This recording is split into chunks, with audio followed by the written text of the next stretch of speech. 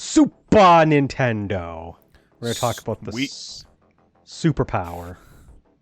Yeah, I was going to do. Never mind. We ruined the bit's ruined. We're talking about the Super Nintendo console of family entertainment systems today. How's it going there, Landon? You got a boo-boo on your head. My name is Jack. I'm Cloud, and Landon's got a boo-boo on his forehead. I'm alive, I think. Well, it's a good thing Landon's alive. Leakage. Yeah. So, the Super Nintendo. We've talked about a lot of systems on our podcast with different retrospectives, and somehow the Super Nintendo has not been one of them yet. And this Jack one is holding up not the original Super Nintendo, but the mini one. I tried looking for my original Super Nintendo, which I do have. I think it's in my garage somewhere, and I did not have the time to pull it out and find it. So that is fair. We have the Super Nintendo Mini here. The controller is real size. This was the loser of a poll that we had done a little while back. It got a little interrupted with what episode it was going to fall on because of the a bunch of the stuff that was happening around that point. But it was up against the PS2. The PS2 ended up getting talked about earlier, so we're going to talk about the Super Nintendo today. And Super Nintendo is a console that many regard as one of the best gaming consoles of all time, with some of the best games of all time that many consider to be among the greatest. So I hope you guys are excited to talk about this legacy console from our favorite friends at Nintendo. I do love the Super Nintendo. All right, so I'm going to go over a few bullet points, and then we're going to get into it as we usually do. The Super Nintendo, for those who don't remember, was released originally in North America on August 23rd, 1991 for $199. As per usual, we go with North American dates because we're filthy Americans. That's just how we roll. It's who we are. It was continued production for about 8 years. That ended up having production into 1999, including there was a cost-reducing version of it. I think that's the one that I actually grew up on. Was the remodel that was like it was like $99 or something like that. It was like sleeker and smaller. Yeah, although it was definitely built cheaper, and that's why it was cheaper. Yep. But yeah, that's the Super Nintendo. As far as, how long did it last? Actually, Nintendo made it last 8 years, so that's pretty cool. It had several notable peripherals. There was like a mouse that you could use for like a small handful of games, like Mario Paint. Mario Paint was the main one. They actually released a mouse accessory like the one for the Super Nintendo for the Switch, specifically to have Mario Paint, but they also, I think they just mostly did it because you can also just use the Joy-Con 2 in mouse mode if you're playing with that. So yeah, pretty cool that they did that, just as a fun fact.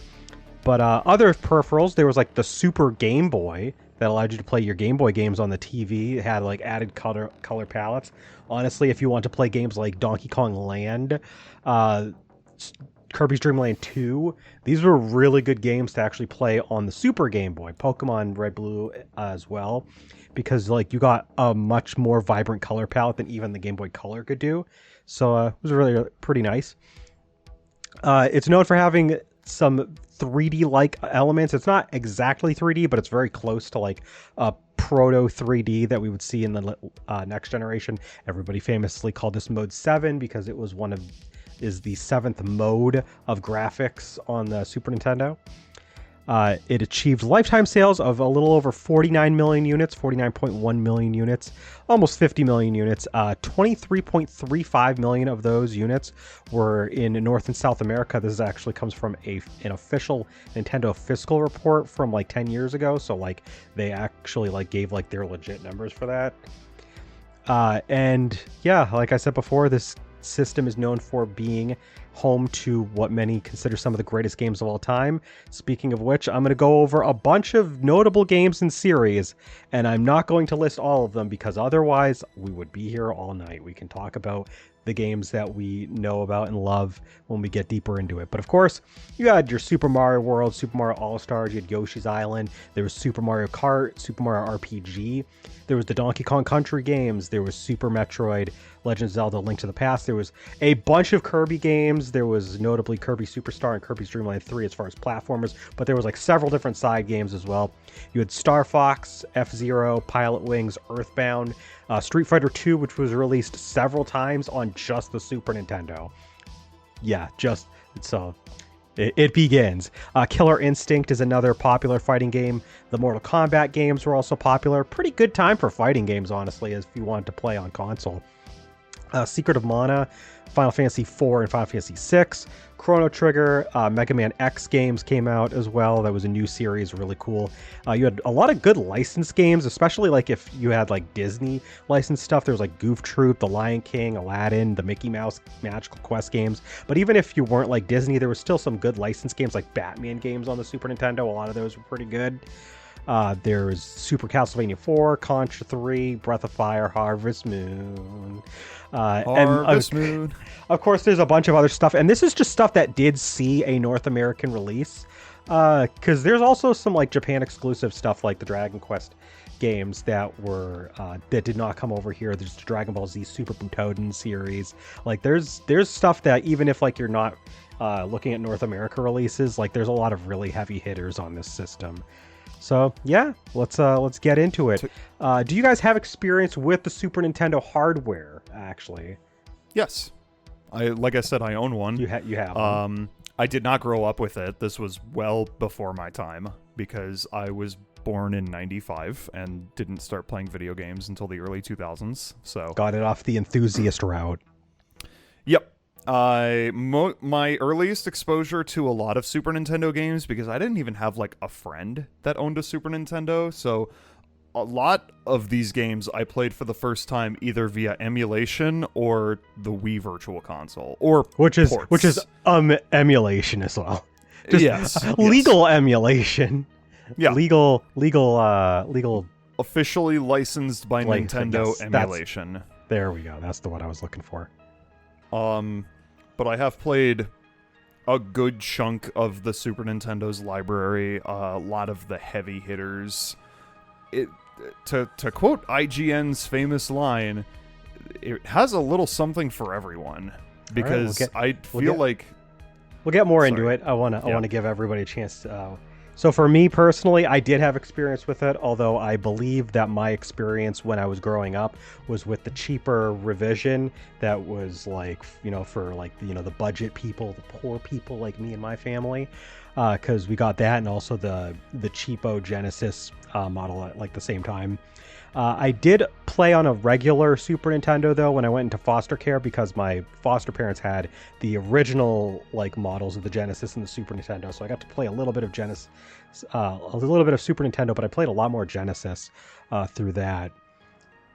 So I definitely have experience even growing up, although a lot of my experience with the actual hardware is definitely closer to when I was growing up. I would play a lot of my Super Nintendo games that I would play after, just through, like you said, either like Virtual Console or emulation, or like aftermarket stuff. Like I have a Retron, I have some Super Nintendo games that I play through that. So like I don't use the Super Nintendo hardware. I haven't used it in forever, but I'm very much acquainted with the games. Obviously, all of us are. But my hardware experience is like way in the past. Landon, how about you? I do not currently own the hardware itself. I personally never did, but people in my family have. But I've used it on occasion throughout the years. Every once in a while, I'll play Donkey Kong Country on a Super Nintendo at Portland Retro, because they have like live console, live arcade, free play that you can just that's cool. do. Did you actually own one at one point yourself? No, I said I didn't. One of my brothers had one, so I did play it on his when he had it. All right. And what was you guys' first Super Nintendo game, whether that be now strictly Super Nintendo, like not like a remake? So even if it's like, a port and it's still like the same game over to like a future system, that's fine. That qualifies. whether you emulated it, whether you actually played it on a Super Nintendo. What was your first? Do you remember what your first Super Nintendo game was? No. No, I don't. I want to say... If it makes you I feel want to any say better, Super I Mario don't. World just because Yeah. it's the most iconic Super Nintendo game, but I genuinely can't think of like what the first one I played was. I played so much of my Super Nintendo stuff like when I was like at least like we're talking like 25 years ago, brother. I can't remember 25 years ago that well. I can't Except for, like, remember a 25 minutes ago that well. Yeah. So like I can't tell you what my first game was because I played it so much of it like all at once. Like maybe it was Super Mario World. Maybe it was Donkey Kong Country with a friend, and that's how I wanted a copy, or I wanted a Super Nintendo myself. Maybe it was Goof Troop. Like I have no idea, dude. Honestly, I'm gonna say it was probably either Super Mario World or it was probably Goof Troop because I feel like those were like two of my first games. Sure, one of those. Landon, do you remember? Can you save us from this bad question? Nope. It's not a bad question. We just have bad answers. Bad answer, Steve. That's more what I meant. It was probably Super Mario World. If I definitely remember playing that for sure. Yeah. I don't ever remember. I think I might. You know what? I think I might just be thinking of the Game Boy Advance version of Mario World. Good enough. He Sure. said any version of It's as long as it's not a full-on remake, and that's honestly just more of like a port with some extra stuff. So like, that's so I close. want to say it was Super Mario Advance. Was that 2? Yeah, Super Mario was- Advance 2. Yeah, I want to say because I played all of those on the Game Boy Advance. So Okay. that might be it actually. I can't blame you for not remembering. The Super Nintendo is an old enough console where, like, if we played it, we probably played it young, and like the games. So like we might not even remember because we're all like in our mid-30s now and early 30s. It's crazy. It's older than all of us, It is, and we are old. It's older than me, and I'm the oldest one here out of the three of us. So like, Yeah. that's pretty crazy. Al said he thinks his first is Super Mario World. He doesn't remember either. That's okay. We can all be in this together, you know? It's that paint they used on the console. It like gave us like brain fumes, and none of us can really remember our like earliest memories of this system. You know, I'm willing to agree with that. I mean, like the cheap I'll paint they subscribe to have on that. the consoles that like turned yellow after 20 years I'll subscribe or to that. sooner. You inhaled the oxidation. Yeah. What? Before I get into the other couple questions that I had in the document, do you guys remember just some of your earliest games, even if they weren't like your first ones, that really stick out? Because I could pull out a laundry list for you. In terms of ones that I actually have the cartridges for, like, and the ones that I played on original hardware, I know the answer to that one because that was slightly more recent, but still, it's been a while. It's been probably 15 years. Maybe not 15, but Mega Man X, although I played that one on the Wii Virtual Console beforehand. Goof Troop. That was one of the first. I think that was one of the first ones that I played on Super Nintendo hardware that I did not have like any experience with via like emulation or Virtual Console or re-releases or what have you. So How far back was that? when did I buy Goof Troop? 2013?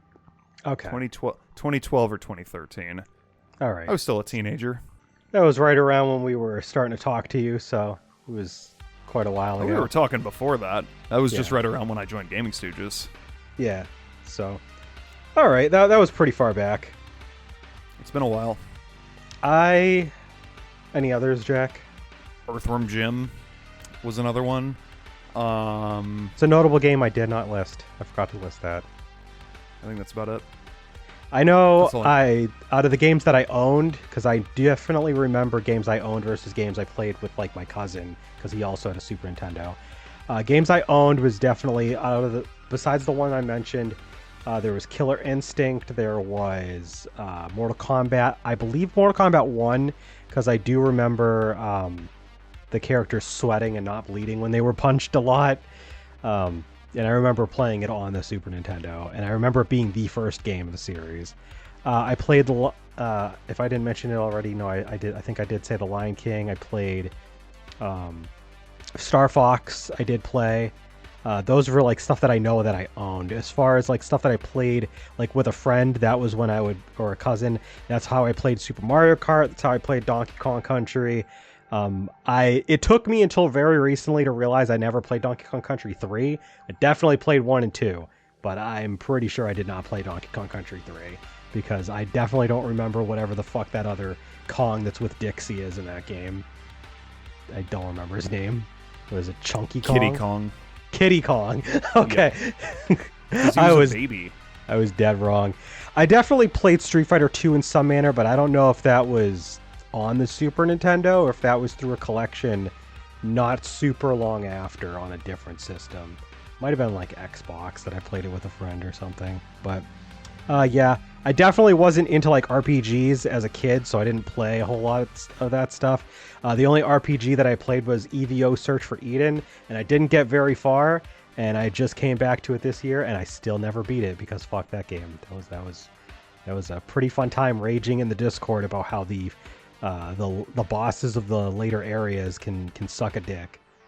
I think that covers pretty much everything as far as like stuff that I played early on, because as far as Super Nintendo games is concerned. Lena, do you remember other like early stuff that stuck out to you?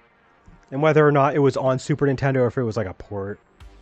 Link to the Past GBA, baby. Get out of here. Go away. Link to the Past GBA, baby. No, I thought he was going for the cartridge. He was gonna like shove it in the camera. Damn. Where is it? So yeah, Where's your Bionicle tin of GBA games? There Actually, it is. It's not in the Bionicle tin. It has its own. All the Zelda ones have. This is not my original copy, because I traded my original copy that I owned as a child to my brother for his copy of. For Mega Man Battle Network for Blue Moon. Oh. Which was, some would argue, a bad trade on my end. Yeah, maybe. One thing I wanted to get into as far as talking about Super Nintendo, actually, before we get into the other questions that I have on the document, is that many would actually say that Super Nintendo games have a habit of aging very well, whether it be through like just the original game or ports or, emulation later on. And do you guys have really any idea like how you might feel about that sort of thing? Like obviously probably all agree with it, but like why that might be the case? I think, and I've thought about this before, because you look back at the NES era and it's like, yeah, a lot of those games are still great, but like functionally they're a little archaic. Some of them haven't aged all that great, and it's the same with the 64 when they jumped to 3D, and a lot of those games didn't age super well or didn't stand the test of time. I mean, obviously they still play a lot of them still play perfectly fine. It's just there's certain aspects to them that are a little bit dated. Yeah, a little clunky. But I think it just is with the Super Nintendo. They were making this more or less the same games they were on the NES, but they had less graphical limitations. They could fit a hell of a lot more onto a cartridge. It allowed them to like expand their like game design.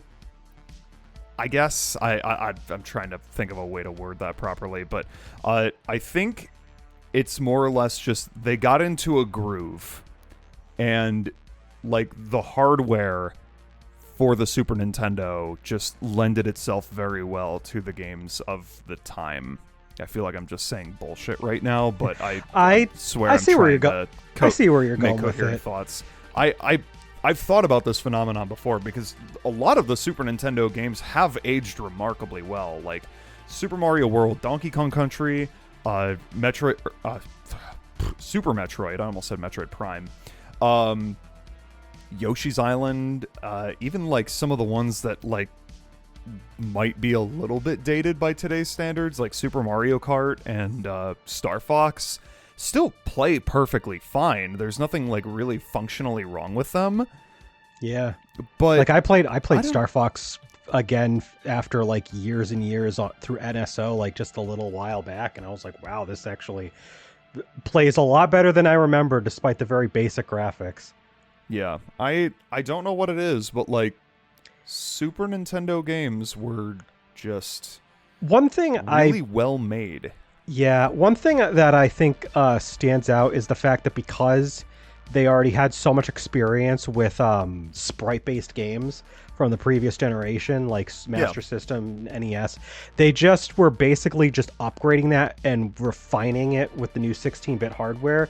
Because, like you said, fundamentally, they're not super different games most of the time. Like, even something that seems like super high-tech, like Super Mario Kart, is really just the same as, like, the racing games that they would have on, like, the NES, like, or in arcades, like Pole Position, but just more refined because of the hardware. Just better hardware, better technology and to I support think these ideas. And I think in addition to that, honestly, the Super Nintendo controller had just enough buttons to give a lot of different input commands to the game too, so that you could have like a lot of different things that you could do for different games, because the previous generations were running on 2, maybe 3 buttons. And even the Genesis, even though most of the Genesis games, because of the fact that they're arcade games at heart, still aged fairly well enough, a lot of them don't age quite as well as Super Nintendo games because the Genesis controller only supported 3 buttons and a start button. That doesn't give you a lot of options. The Super Nintendo, you have A, B, X, Y, and L and R, and select was often usable as something else besides pausing. So like you had 6 or 7 buttons to just do a bunch of different shit with it. That gave you a lot of options for different genres. Dare I say, and I don't know if I mentioned this in our controller podcast. It's been a while since that one.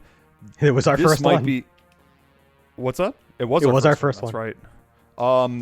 The Super Nintendo controller might be one of the best designed controllers of all time. Like, it fits perfectly in your hand. The buttons are the buttons Especially are perfectly spaced apart. I love how the Y and X buttons are like concave instead of convex. Concave, yeah. They're concave instead of convex, so you know, and like that's a Super easy. Nintendo specific thing. Super Famicom didn't even have that.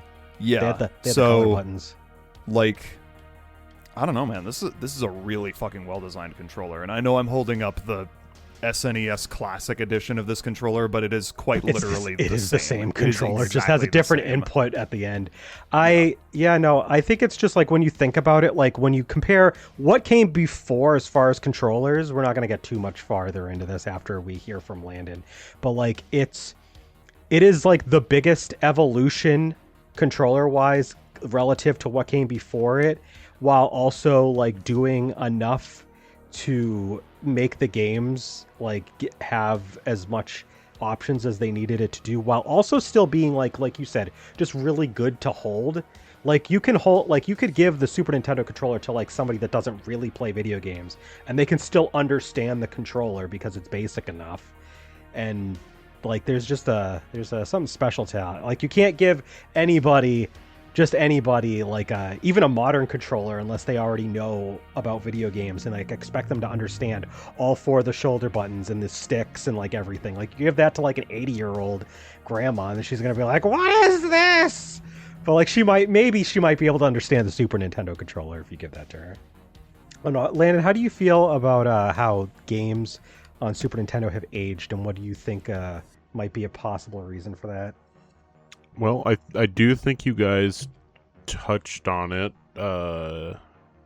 pretty well. The fact that they weren't trying anything super like new, because I feel like a lot of like the new ideas were like being pushed through like the NES era, like adapting, going from arcade to home console and trying to adapt that, but while also like sort of like defining what an RPG is and working through that like on a home console, and then what is a platformer, what is like an adventure game in the sense of like Metroid and stuff. And so like they're just like refining a lot of that.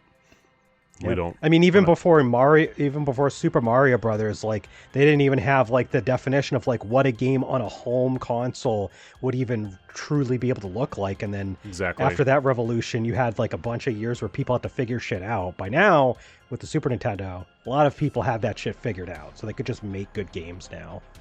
Yeah, so I think that helped. I think a lot of competition helped a lot as well, because you had strong competition from Sega and the Genesis, like really pushing. You had to push.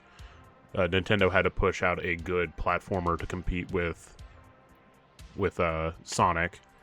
So we get Super Mario World. Donkey Kong Country later on. Yeah, so you get that as well.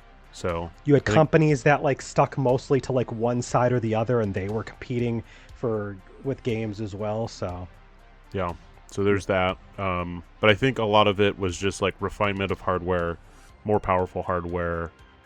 But it was like easy enough to like jump to develop. Is like, just because you have more powerful hardware doesn't mean it's necessarily better. Especially like we saw that like going from PS2 to PS3, you have more powerful hardware.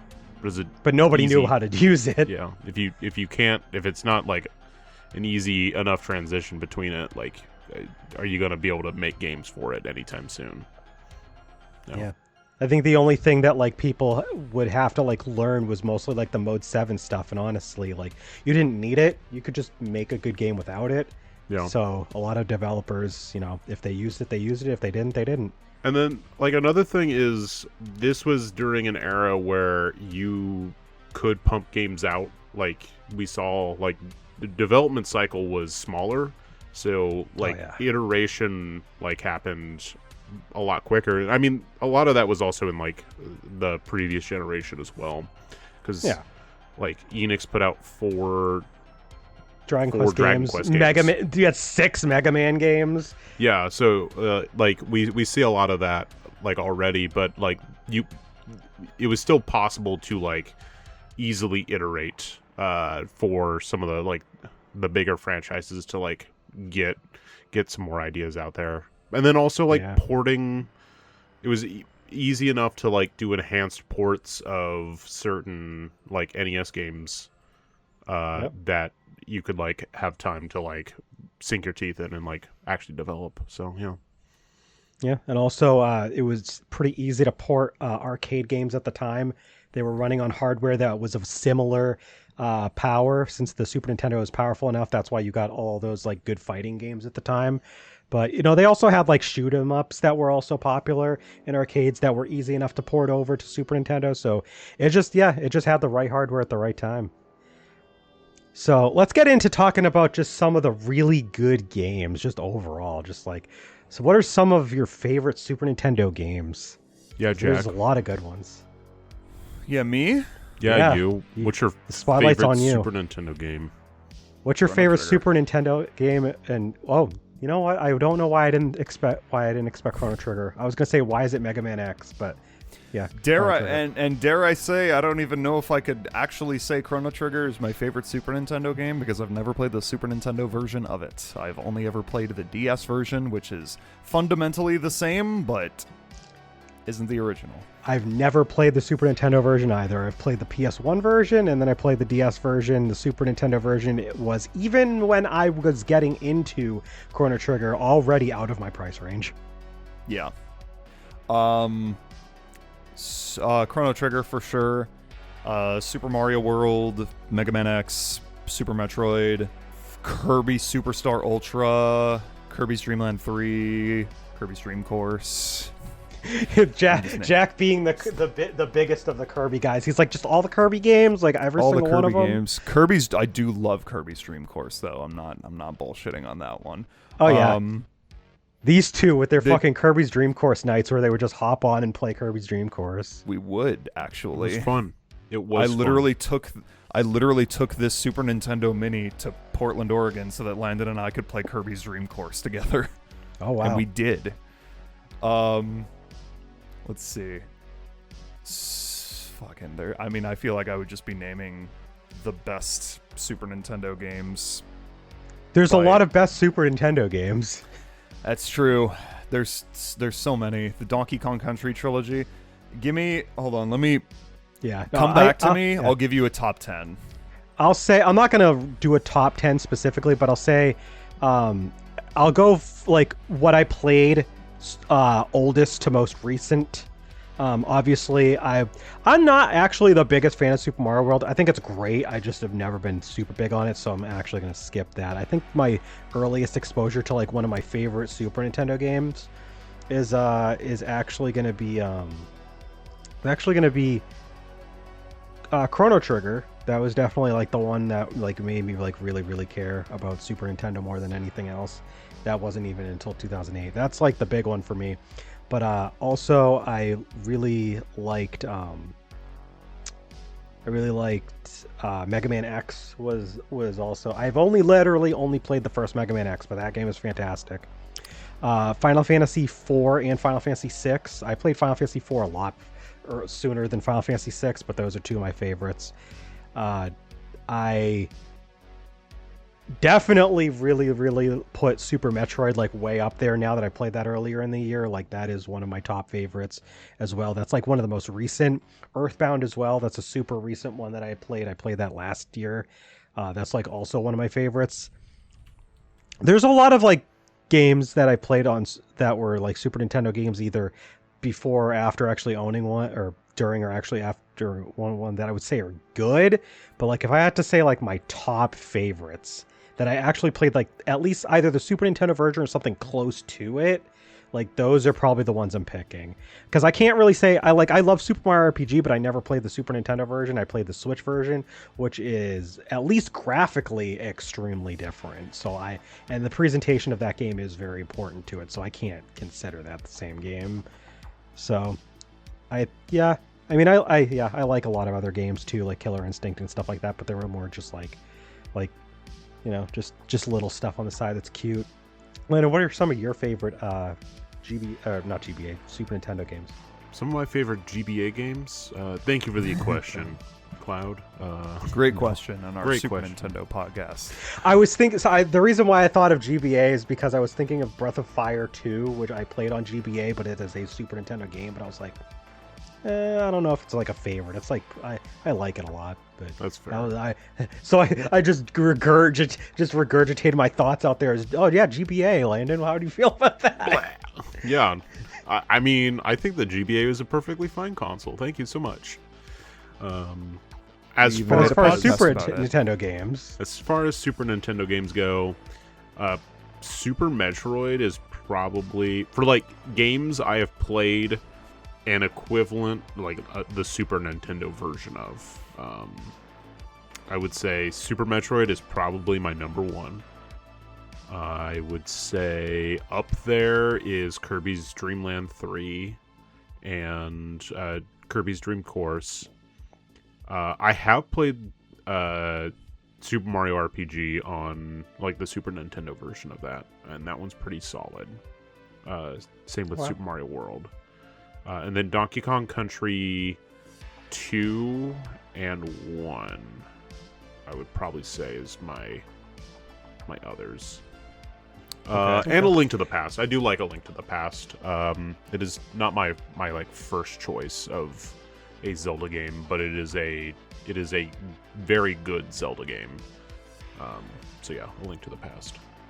I want to get into a brief discussion on it because I touched on it earlier, but the Super Nintendo and also the Genesis actually too as well, for to a somewhat lesser extent, we're home to some also really good licensed games, weirdly enough. Like, there's quite a few games that were, like, from licensed property that just happened to be really good.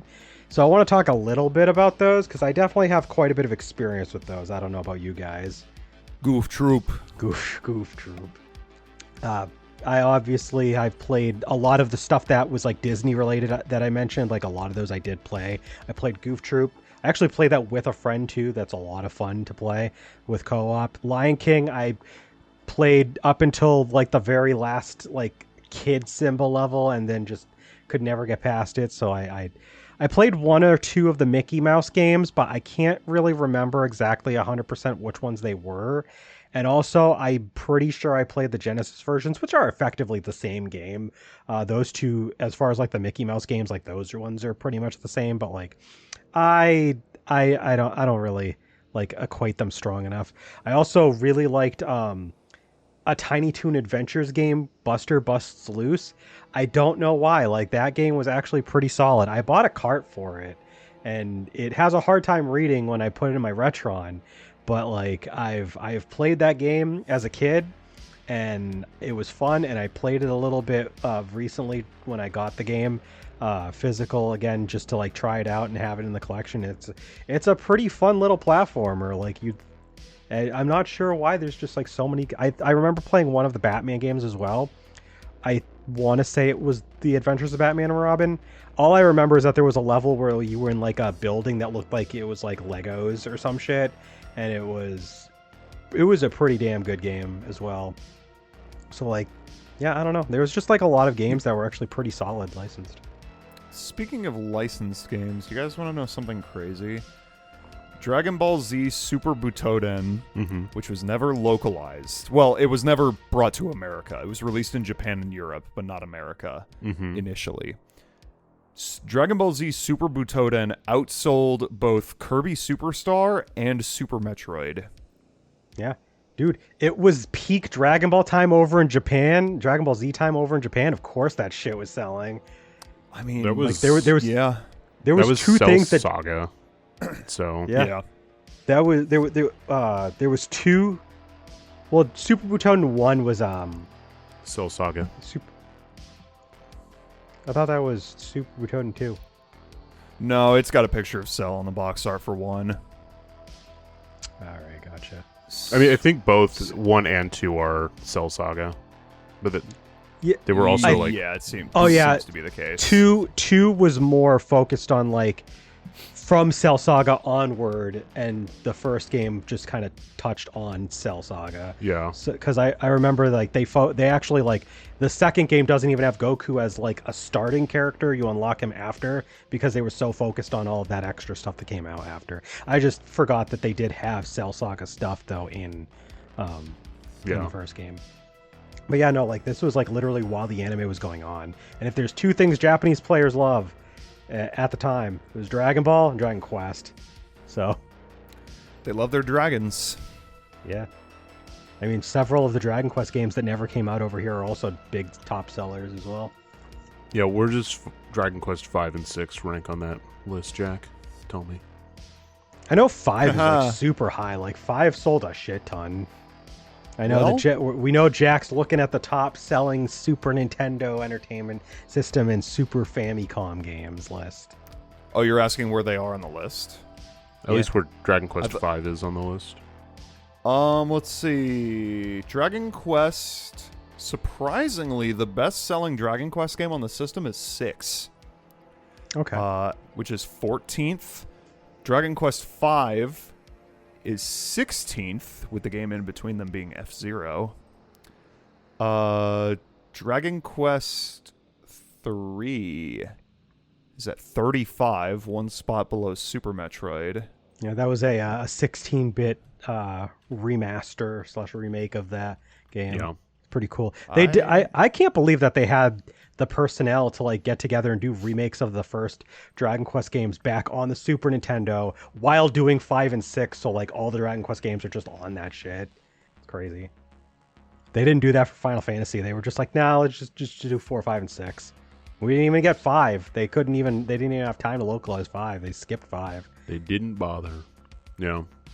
And that's why we got the infamous Final Fantasy 2 and 3, quote unquote. I will say, At the time.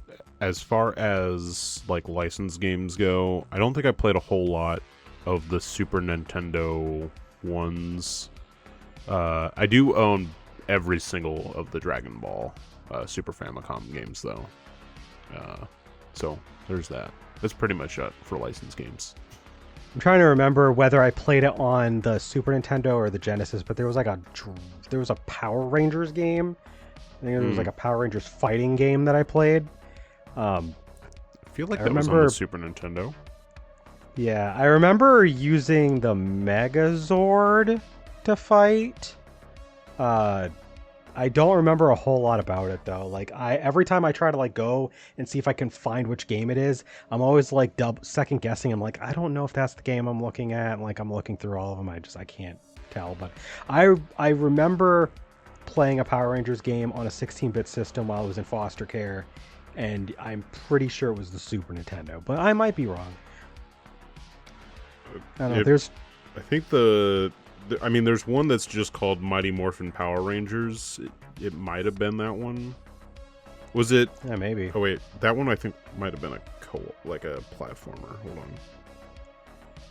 Yeah, I'm like at least 90% certain it was a fighting game, and I remember using the Megazord. Like that much I remember. I could not tell you anything else. Yeah, no, there's just a lot of interesting licensed games. Oh yeah, Mighty Morphin Power Rangers, the Fighting Edition. It might be that one. Probably. Anyway, so as far as Super Nintendo, because there's just such a large trove of games on this system, I'm sure there's a bunch that we haven't actually been able to play yet. Have you ever guys ever given some thought about some Super Nintendo games that you would like to play one day? The Dragon Quest games for sure. Although if I did play them, I would probably just emulate the DS versions. Let's see. I never played the original Mario RPG. I played the remake though. I never played Secret of Mana. Like, I think I played a little bit of it just to try it out, but I never really like got into it, and I would like to give that a shot one day. A lot of people swear by Secret of Mana being like one of the best games on the system. Yeah, And I mean, there's Western fans that like they made a game called Secret of Evermore specifically for the West, and like that one apparently was really good, and like just even though it's like technically not in the same series since it was made by different people specifically for that, but like those were games that are pretty beloved. Yeah. That's about it as far as I am aware of. I mean, there's probably like some incredible game on the Super Nintendo that I've never even heard of, but I've played pretty much all of the heavy hitters on this system. Yeah. Well, I say pretty much, and I haven't played the Dragon Quest games, so, that some might say that is not the case for me. Those are Japan only, so it's really exclusive. hard to... Yeah, true. It's hard to fault you for that one, yeah. Yeah, that's about it. I've mostly played, at least played, even if I didn't, finish. I've definitely played, most of the games that I've wanted to get to at this point. Although there's still a few that have eluded me. I've never touched Pilot Wings. I've heard people just, rave and rant about how, they love Pilot Wings. And I've never touched Pilot Wings before, so, that might be one I'd be interested in. Secret of Mana is obviously another one. I'm interested in playing that. One game that I was interested in playing is ActRaiser, because the weird gameplay style of there's a god city building section, but then there's also side-scrolling action RPG, and I'm like, that's kind of like a Super Nintendo version of Dark Cloud. I like Dark Cloud. That'd be pretty cool to play a game like that because of just the weird mesh of genres. So that's one I've been meaning to get to. And I've also been suggested Super Castlevania 4 as one of the big Castlevania games to give a try when I want to eventually play Castlevania. So I guess that'd be another major one. And then the Mega Man X games past the first Mega Man X, because I haven't played anything past the first one. It would probably be It's crazy how much I've actually already played, and it probably helps that Nintendo has tried to make so many of their personal back catalog available like all the time everywhere. Like almost or pretty much every major Nintendo published game is on NSO now, that you could, like the Nintendo Switch Online service, you could just play it on the Super Nintendo Classics catalog. And they had they had a lot of their big hitters on the Super Nintendo Classic mini console that Jack has behind him. And they've re-released a lot of their games on Virtual Console, on Wii, 3DS, Wii U. So like, there's been a lot of opportunities to replay some of the stuff Jack mentioned earlier. They ported a lot of the bunch of these Super Mario games to the Game Boy Advance using their Super Mario All-Stars versions. So like, there's that. They ported quite a few Game Boy Advance games or not Game Boy Advance games, Super Nintendo games to different systems, including Game Boy Advance or DS. So like, they've given you a lot of chances to play a lot of these classics. Like, developers, publishers, Nintendo, third party, like, they really like their Super Nintendo games. They want you to play them. They've made a lot of these very accessible outside of the licensed stuff, because the licensed stuff, you know, sometimes you can work with it, sometimes you can't. So, you know, it's give or take there. But like, if it's not licensed, there's a good chance you could probably play it somewhere else. So. That's why it took me so long to play Goof Troop. I had to buy an actual Super Nintendo and a cartridge to play it. And then they went ahead and finally added it to a collection that you can get on Switch 2 after like so many years, because it's on the Disney Afternoon collection on Switch 2. I gotta buy that collection. I know that Goof Troop doesn't have online, but fuck, Goof Troop is so good. What a great game. I mean, wouldn't you be able to use I think there's like a workaround where like certain games you can like not specifically through Game Share, but like be able to like send it. I can't remember. There's like because of the way that like the Nintendo Switch 2 has like its like social features, like there's a way to like work around to do it, because that's how you can play Super Bomber or some of the Bomberman games on the Super Bomberman collection. If we can find a way to play Goof Troop together for a stream series, we should do that. That would be awesome, honestly. I'll get back to you on that. Yeah. So yeah, you already mentioned all the games that you want to get to. What about you, Landon? Any Super Nintendo games you still haven't really played? I was looking up what Al mentioned that he wanted to play the Compati Hero games, and I was like, what is Never that? heard of it. And then I realized, what is that? I own one of those games. Really? I do. That's funny. Yeah, it's they're like crossover games for Bandai. Okay, for like that would make Ultraman, sense. Kamen Rider, and Gundam, and some of them have like Godzilla, Devilman, There you go. In it. You probably were like, Godzilla's in that game? Purchased. Well, actually, a friend of mine gave me one of their extra copies because they bought one. Sick. That they already have, and they're like $3 cartridges for the Super Famicom, and they just gave it to me. So that's one really cool thing when it comes to like the Super Famicom, is that at least with Super Famicom, because they're not fucked over by the stupid North American market, a lot of their games are stupidly cheap. Well, at least the Super Famicom itself. Some of them are cheap. Yeah, some of them are like really like expensive, depending on which series we're talking about. But you can find a lot of Super Famicom games at least for cheap. There are like the costs are going up, and not just because of inflation and all that nonsense, but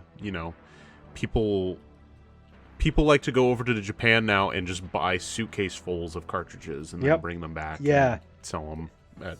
Because now that like a lot more people are going out to Japan, and because of the fact that there's literally no new Super Famicom or Super Nintendo cartridges being made ever, like the well's starting to dry up, so people are like, all right, where's the cheap alternatives? And going to Japan and getting Japanese copies is the alternative. So yeah, but there are still quite a few that are cheap. It's just no, there definitely is. It's way cheaper to get like Chrono Trigger or Kirby's Dream Land 3 on the Super Famicom version.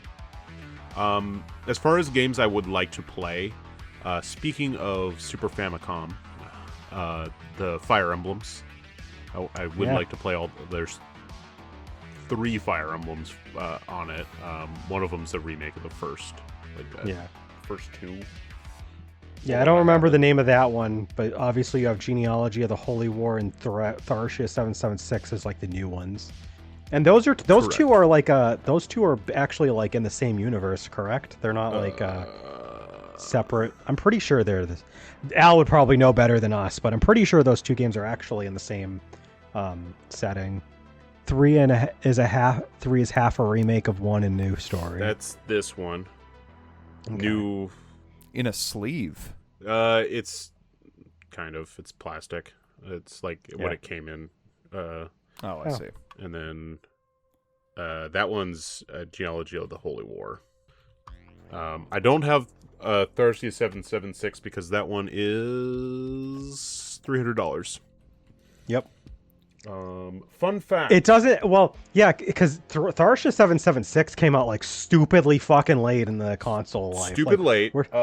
We're talking about like well like into the how N64. some games were released in Japan at the time.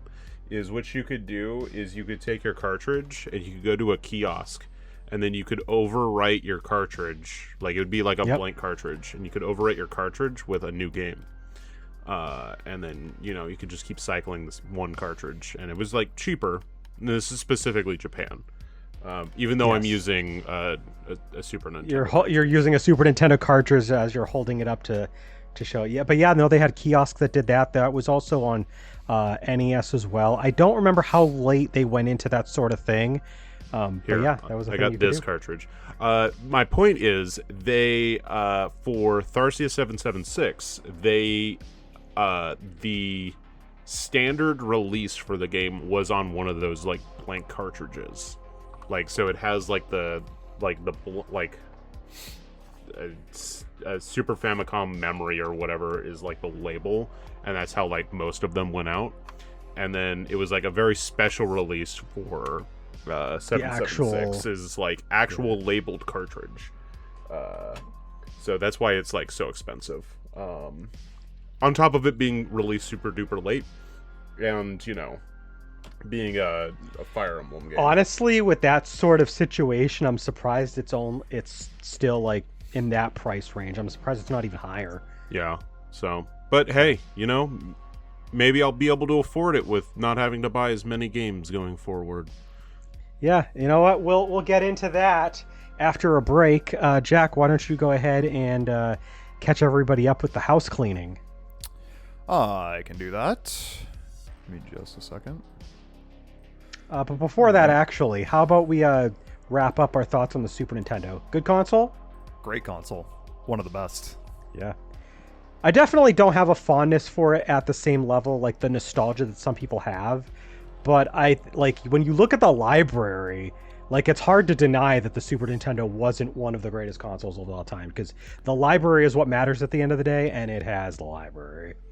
I don't even have like nostalgia for this system, and I'm like, this is one of the best systems of all time. Yeah. Like, Landon, it's so good. Landon is for the listeners. Landon's like sitting there like paused, and I think he wanted to like unpause when we got into the second half. But how do you feel about the Super Nintendo overall? I agree with you guys. I have literally zero like nostalgia feeling for it. I never owned one even, but if someone like pointed a gun at me and was like, name a top 5 console, I'd be like, I guess Super Nintendo is like, it's definitely up there. It goes to show that like I'm probably the one with like the most experience, like as a kid being able to grow up with the system for some amount of time. And like, I don't even have enough. I have some nostalgia, but not enough. Like I'm actually more on like the Genesis side of things as that sort of thing is concerned. But like, you can pick up Super Nintendo at any age and you can respect it. You can appreciate it. That's just a good fucking console. Not every console can do that. I own a Genesis, and I would say probably the Super Nintendo is the better of the two consoles. Yeah, I would agree. I All think right. they're both Now, like Jack. like fairly close, Yeah, really. like fairly Oh, yeah. close. But I Yeah, personally yeah. would give Super Metroid, Chrono Trigger. It's one of those things where like it's because the Super Nintendo is one of the first systems where you had like games with like a crazy scope to them. Like Genesis had some really good games, and there are some games that reach that level, like Phantasy Star 4, but you're not seeing that very often. Super Nintendo, like there was so many developers just pushing the absolute envelope of like how good a game could be, how big and expansive a game could be for that hardware. So like you've got some crazy spectacular games on here. So yeah, Jack, go ahead and do the housekeeping for us. Okay. Hey, everybody. It's me, Jack, from the Gaming Stooges, here to tell you about the Gaming Stooges Patreon. You can subscribe to us at patreon.com/GamingStooges for either $3 or $5 a month. The silver and gold tier Stooges, respectively, not respectfully, Jesus. But also That was fucking- respectfully. But also respectfully, just not the word I meant to use. No. At the Silver Stooge tier, you get access to exclusive content that we post on a monthly basis, including one-off videos like tier lists, alignment charts, tabletop games like Delta Green, and a bunch of other stuff. In addition to that, you also have access to voting rights on future content. As we mentioned earlier, this podcast topic was a poll loser to the PlayStation 1. Is that right? PlayStation 2. PlayStation 2, that's right. Sorry, I can't even remember the fucking podcast we did like 2 weeks ago. It was like a month and a half ago at this point, honestly, because we had to do stuff in between. Okay. Yeah, because we had to do like the summer announcement stuff in before that, and there was like another And then we topic did that the we Switch did. 2. The most recent one was the Switch 2 year 1, right? Yeah. Yeah, okay. I thought I was... So I thought it it's been a little while, but it was the sequel consoles, Nintendo versus Sony, that we did. That's right. And this just ended up being the loser, and it ended up getting pushed back. So, yeah. Either way, very often we will have polls in regards to future content, whether it be podcast topics or stream titles. Cloud fairly recently just had a poll for his next stream title, and that is between... It's Ape Escape 3 and No More Heroes 2? Is that right? Wrong. Actually, the Ape Escape game that's on there is a side game. Ape Escape, that's right. Because I've already played Ape Escape 3. So the two are No More Heroes 2 Desperate Struggle. I would be playing the Switch version, but it's a very good Wii classic game. Yep. And then Pumped and Primed, Ape Escape Pumped and Primed. That is a side game on the PS2 back during the height of Ape Escape. And it's like a weird like mini game collection style game, but like you do a bunch of like obstacle course mini games sort of stuff, like it's like athletic mini games, and there is a story to it, and you can play as a bunch of different characters, which is why I was like, I used to love that game as a kid, so I was like, you know what, I can do one more Ape Escape game and that's going to be the one. So like I put it in the poll. So far it's winning in a landslide, so I guess we're playing more Ape Escape. Yeah, I voted for the Ape Escape because I saw the name Pumped and Primed, and I'm like, oh. That's the name of the game. That's what they did on PS2. They just have weird names on PS2. That sounds like a Ratchet and Clank, like a scrapped Ratchet and Clank title, Pumped and Primed. Dude, it like, definitely does. Like, you know, it had Going Commando, Up Your Arsenal, Pumped and Primed. Yeah. Like it just. There you go. That's the Ratchet and Clank trilogy right there. That's my favorite Ratchet and Clank game. Yeah. Let's see. At the gold Stooges tier, you get access to everything in the Silver Stooge tier, in addition to a personal shout out from us, the Gaming Stooges, or usually me, because I'm the one that reads them. So shout out to Al, shout out to Pixel, and shout out to Brian, who is a new $5 gold tier Stooge member for us. So thank you to those guys. Thank you, Al, who is in the chat right now. Yeah. And you're welcome, Al. He just said thanks. Streams. And streams. Cloud just I'm still in the middle of. Finish. Okay, you're still in the middle of it. I was going to say should be I didn't think finishing you were this done with week. it yet. Should be finishing this week. But Sonic Frontiers, Cloud is about to finish Sonic Frontiers. I'm hence doing new the stream another story DLC version of the like end game, because when you get to the last world, when you get to the last thing, like they do like the Sonic movie portal, and like you can go into that to do an alternate version of the last world. And a lot of people, they don't really a lot of people that play the game, they don't really seem to like the original version of the final world. So I was like, you know what, fuck it, we'll do the stuff that they added in the updates. So ended up getting through all of the parts where you play as the other characters, Tails, Amy, and Knuckles. You get to play as them for a little bit, and you'll be able to switch to them later if you want. But I like just got control of Sonic and was like going around and doing shit with that. So it's we got to do trials where we do stupid shit to appease the ancient race, I guess. So yeah, that's pretty cool. Landon is currently playing through Dragon Quest VI, and Hi. I assume that's still going fairly well. Yeah. We are... I don't know how far we're in. We, what did I even do last week? I don't know. We've done stuff. It's been going well. We've been making progress. I can tell you that much. It's a lot of switching between the two. Oh, we just got the ability to go underwater in the boat. So like, Oh yeah, that's right. Yeah, because you were like talking to me. You were like, hey, we got like two or three different hub overworlds. I was like, oh, that's cool. yeah, it's like 3 worlds because you have the dream world, the real world, and then you have The underwater world. underwater for the real world. So it's a lot. Jack, how's Xenoblade going? Xenoblade Chronicles is going quite well.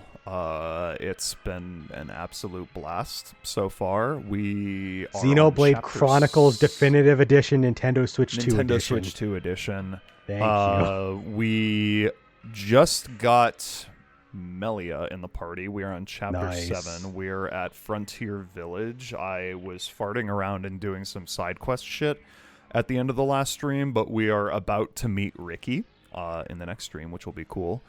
You got to play And Xenoblade Kart. we got to, Xenoblade Kart. It's so sick. They like at one point during the game, the Nopon engineer who like introduces the karts in general, like you do a quest for her, and then she's like, "All right, here's the cart. I don't need it. I just wanted to make it."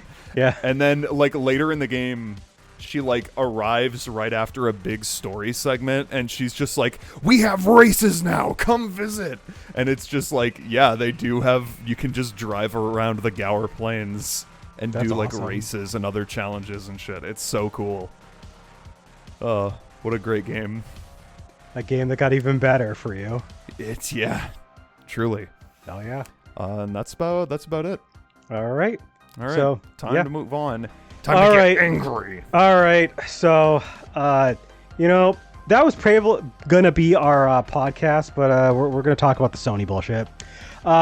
There's been big gaming news, and we don't usually talk about like topical stuff on our podcast unless like it's really big. But this is really big, and it affects us personally on a very deep level.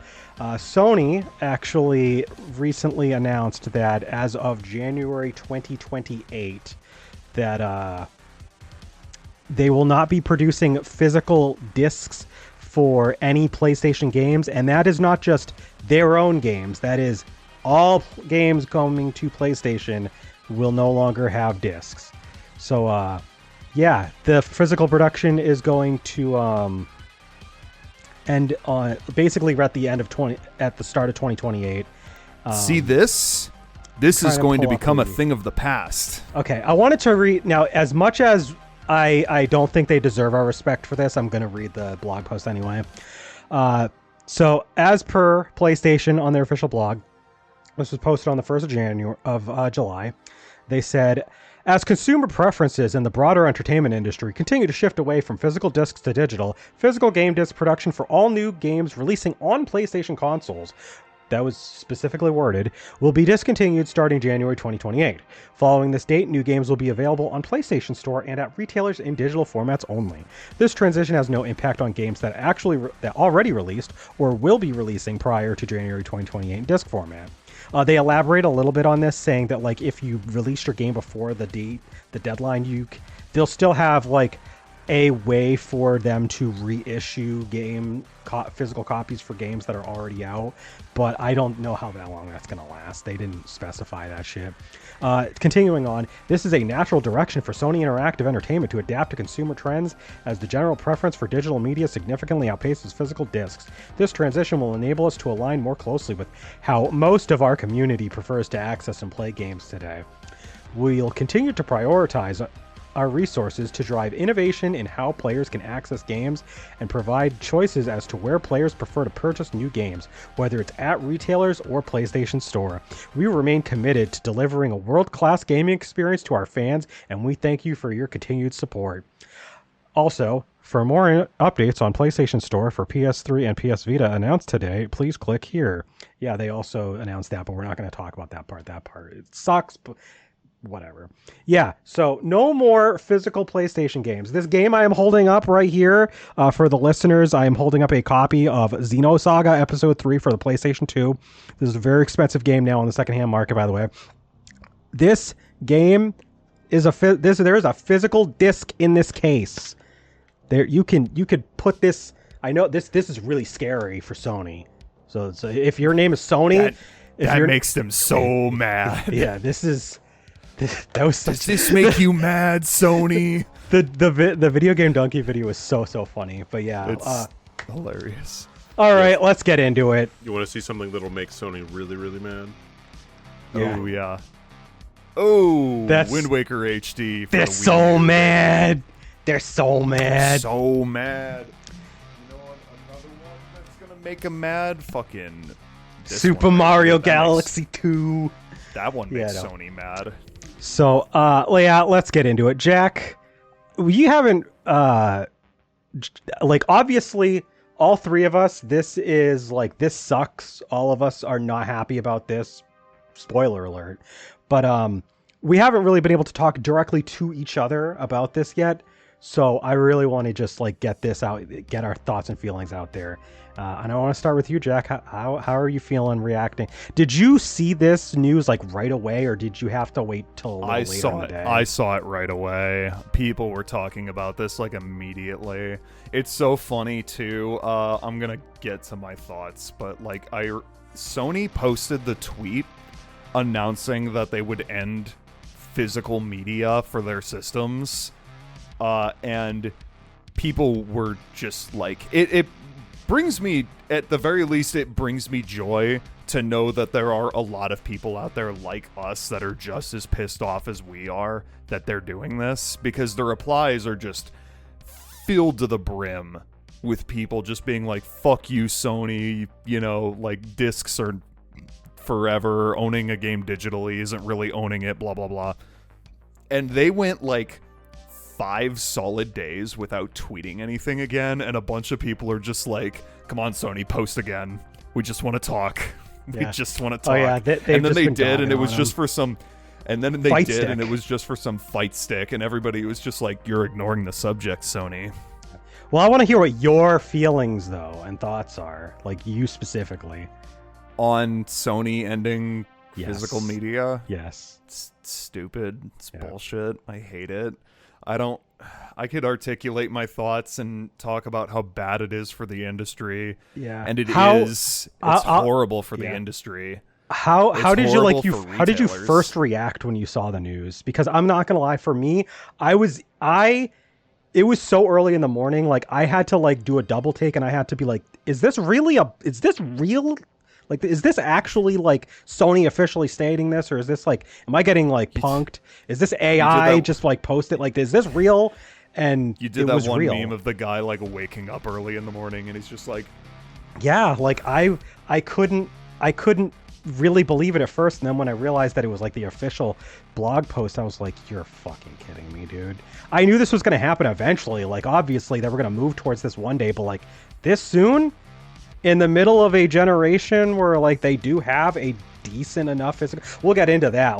They want to claim that a lot of a large majority of their people are digital, and they're fluffing some numbers. Let me tell you, brother, they are fluffing some numbers, and they for sure are. They post I think Sony posted like, or I don't know if they posted or if someone posted like the total, like the most popular games on PS5 by like user playtime, because you know they can track that, and they used this to justify saying that like nobody wants physical games anymore, they just want to download their games and play it on their systems.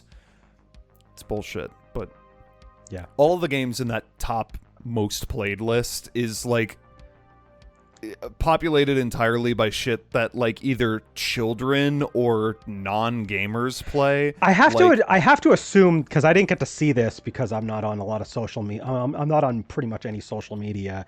I have to assume a lot of the games that were on that top 10 list were also games that are live service that do not have a physical copy whatsoever, yes. or like games that sorry, It's yearly titles. It's Yeah. like it's Fortnite, it's Roblox, but it's also FIFA, Madden, Call of Duty, the kind of shit that people aren't going to pay for, but they have Plus, and they'll download those games when it's free on Plus. And so many of those games' downloads and playtime comes from the fact that they were, at one point, available on Plus to download.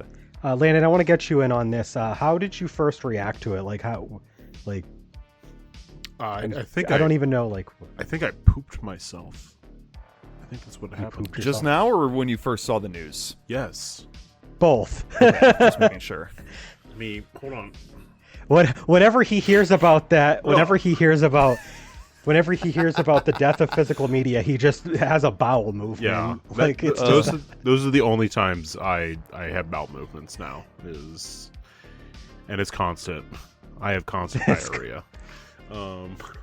No, I mean, it definitely like it was definitely very early. I saw it on the Twitter, and obviously everything has like snowballed since. It is very upsetting. But I feel like I came. This has been like a concept in my mind for a while, especially like will I ever buy a PlayStation 6, especially after like Sony's PS5 like life cycle, and I was already like off the boat. Like the things I buy it for is The Legend of Heroes. Like yeah. Yeah. yeah. I was thinking about that too. It was like, was I going to get a PlayStation 6? Like if we weren't in the current economic climate that we are currently in right now, like maybe. But the thing is like the current economic climate, you have Xbox and PlayStation raising their prices left and right. And this PlayStation 6 is not going to be any cheaper. Like if we're being serious, like I don't see the home console version of the PS6 being under $1,000, and the handheld, I don't see it being under $800. If they manage anything less than that, it's a goddamn miracle, because I don't see it happening. And I'm not going to spend $800 even on the handheld. And knowing that they're going to be all digital, especially after this announcement, but also I could presume that was probably going to be the case, because if they're doing a rumored handheld, because of how like they've been doing like a low power mode for the PS5 to like test the waters, and how like they've been, apparently there's like multiple SKUs for the system, and one of them seems to hint that it's going to be a handheld. Like that, knowing that they were going to have to go digital in order to have some sort of parity between the different SKUs, like I already was prepared for that possibility, but like it really just sounds like they're not even going to have an option whatsoever, and they've definitely confirmed that there's not going to be an option whatsoever. And I just, all right, here we go. Here's my crash out. I am so pissed more than anything that they are removing an option. I am probably the person that buys the most digital games out of the three of us at the current day, in the current moment, because I'll go on the eShop and I'll find like cheap shit all the time. I'll be like, sure, why not? I'll give it a try. And like, I don't mind buying digital. And in fact, like I think it's cool that like there's like some developers that like without digital, they have almost no way to get their games out there. So like it's cool, it's fine. But like when you don't give me the option whether I want a physical or digital, then that what you are doing is you are trying to control a market, and they want to be able to say, oh, you are going to spend your money on the PlayStation Store. We don't want you spending your money at retail, and even if you do, because it's a digital code, we're going to get more of the money. We're going to get more of the cut of that game because it's going to be a digital code at the end of the day. They don't want you to go to like a used game store and be able to buy a PlayStation 6 game. They don't want you to be able to shop and compete for prices because there's a physical game that's like $30 and on the PS Store it's $60, $70. They don't want any of that. They want you to spend all the money, and they want all of that money. They don't want to have to take a cut away from it's them. Like because like Sony games on Sony platforms like often depreciate in value like very quickly, like quicker than like at the very least a lot quicker than they do on Nintendo systems. So like a game like uses an example that someone brought up the other day, God of War Ragnarok, which you can buy on PS5 for like $30 on Amazon, and Sony, great deal by the way. Huh? Great deal, by the way. $30 for Ragnarok. Oh yeah, no, $30 for that game. It's insane deal. Sony doesn't want you to have that deal though. They want to cut out the middleman and sell it exclusively through their own store, and then only go on sale when they say it can, which is, by the way, almost never. Full price games rarely go on sale on the PSN store. I'm so pissed about it. And like, they wanted to like use the excuse, well, it's because most of the games that we sell are digital. And the thing is when we got, so that it's technically it's true, but the thing is they're fluffing the numbers to make it look even worse than it really is. So like they have there was reports that it was like a 78-22 in favor of digital split overall when you factor in everything. But when they say overall, that counts, as we said before, games that do not have a physical copy to speak of. So you're lumping in these games that are only digital into that and just factoring everything as, you know, as is. So, and they're also like, so they're factoring in that and not like comparing like just the games that they have like both options for. An Insomniac leak that is a little outdated. It's a couple years old. The data that only really goes to like the launch of Astro Bot as like the newest thing, and that, or Spider-Man 2, and that was like last year, so it's not super new data. But like we had 2024 data, I believe. Yeah. So like we have information that like at worst some of the biggest games are still getting like a 40% physical, which is significant. That's almost half. Yeah. And like games like God of War Ragnarok were 3/4 physical. Yeah. 3/4 in the launch period, at least. Like almost, there might be more than that, but like almost all major like Sony published titles on PS5 are actually like selling better physically than they are digitally. Astrobot is a little God bit of War, more Ragnarok, the Spider-Man games, like so when they say, oh, it's because like most of our games are digital, yeah, technically that's true if you're counting everything, but like 70 million, I think, was the amount of like discs that were printed last year, is still a significant amount compared to, I think, what the total for that like in general was like 300 some odd million. It was like, dude, like that's a lot of games. The reason why you want to get rid of physical has nothing to do with, oh, there's not enough money in it. Or there's not enough games being sold that way. It's because you don't want the cost that takes, and you don't want to have to compete with other storefronts. You just want all the money. Like it's not because there's not enough people buying physical. Like that's bullshit. It's that I'm not buying that shit. That's fucking bullshit. I don't believe it. Al brings up another good example. Like a Dragon Infinite Wealth is full price $70 on the PS Store, while on Amazon it is $16.99 physically for PS5. It's a bigger thing for the third party stuff for sure too. And like I'm not gonna get it twisted. Like I think that this was something that major publishers also wanted Sony to do. Like Sony is doing them a favor by not having to charge them money to print a disc that then they lose extra money on when it has to go out to retail, or when it has to be sent out through like Amazon and other big box, like shipped out like that. Like they don't want to have to deal with any of that. And the third party, like let's say Sony has to take out their 30%, or if like they're doing like deals with a certain publisher, whatever that percentage happens to be, could be lower. With Rockstar it probably is for GTA 6. But like they, instead of having to like only get like, let's say like $50 out of the 70, they get to have $50 out of the 70 rather than like 40 or 35 because they have to factor in the cost of sending that out.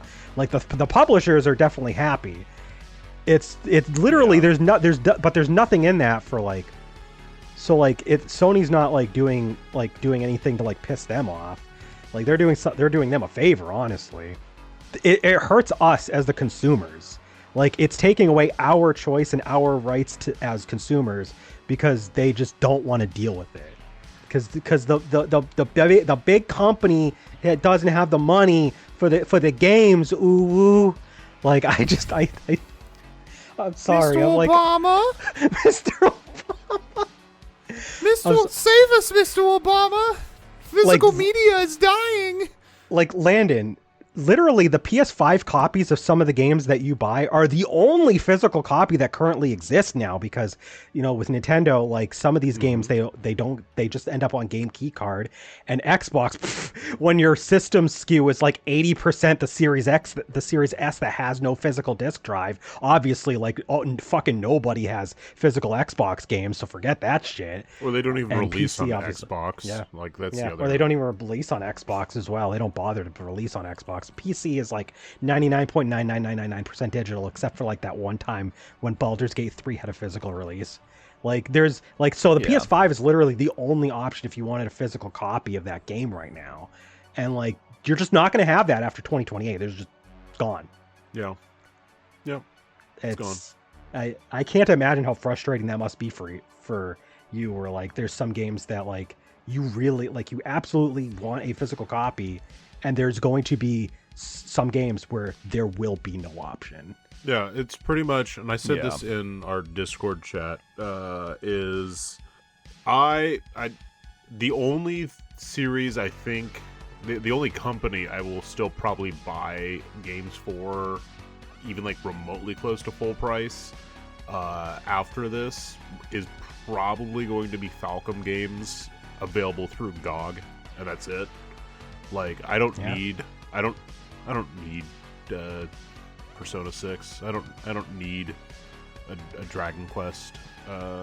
Like there's so many of those I can go back and play, revisit if I really want to. Like or I can buy it when it's super cheap, or find an alternative way to play it that is not like I don't need to spend $60, $70, $80 on something that is going to end up being a temporary license at the end of the day. Yeah. Not only, I mean, to bring up the fact that it is just a temporary license. I mean, Sony just recently removed over 500 films from the PS Store. Just gone. Yep. And goodbye. Like, yeah, they haven't yet taken games off the store entirely on their own, but that doesn't mean they won't. That doesn't mean they can't do it. They absolutely can. Games get delisted all the time.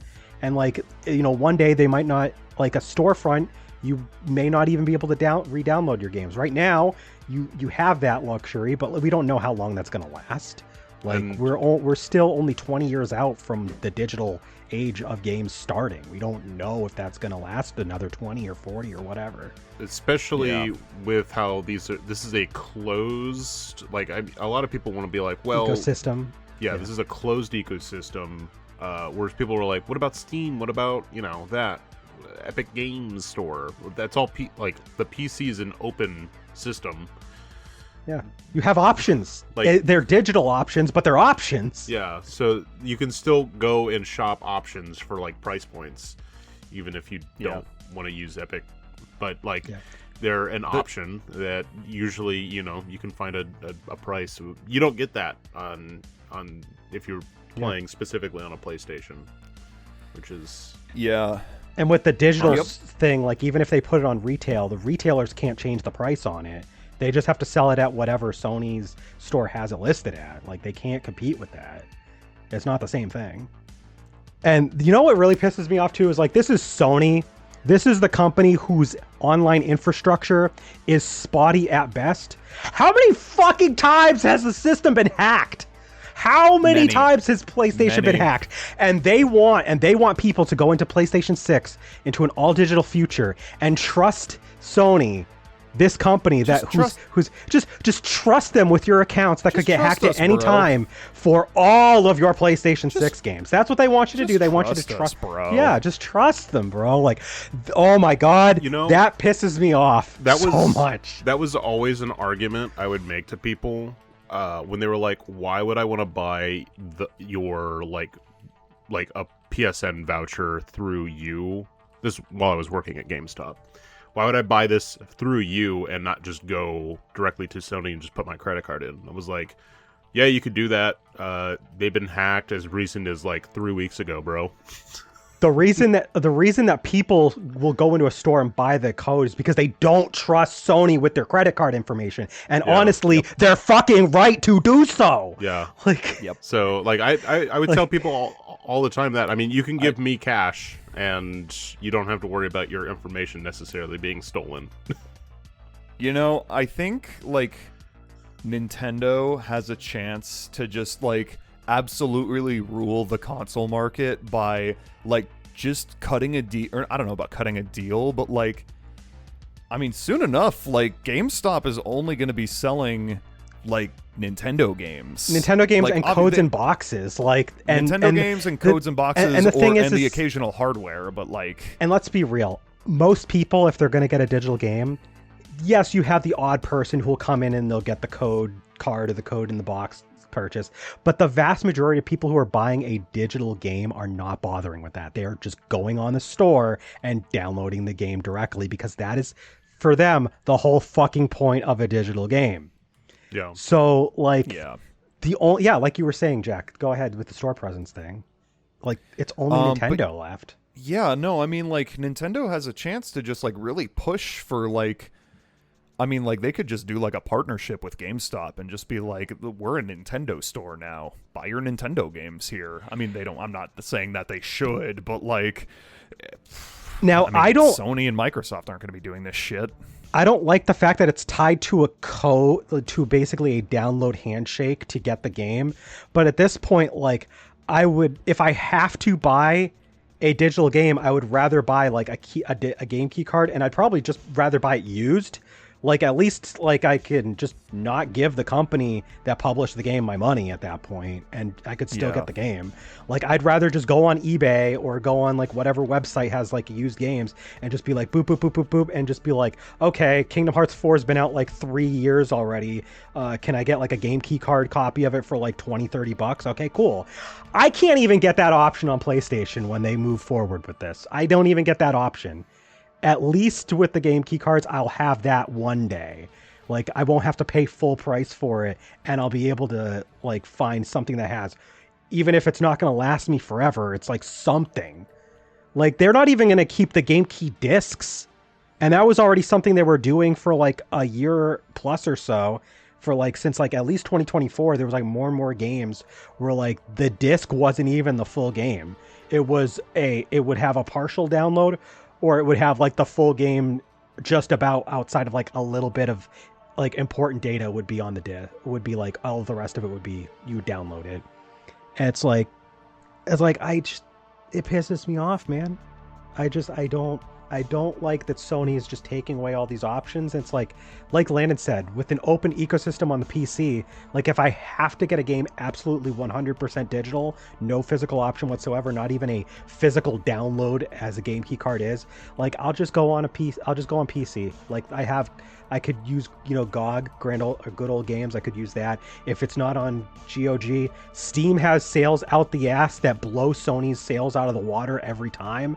And like, yeah, there's no, the rights thing isn't there because Sony or Steam has DRM too. But like, I'll probably be able to get a game for like sub $20, almost whenever on Steam versus PlayStation, and I'll have other options available because it's a PC. Like I can do mods, I can do like I could eventually put it on on a device that supports Steam OS. Like I'll have more that I can do than PlayStation would give me.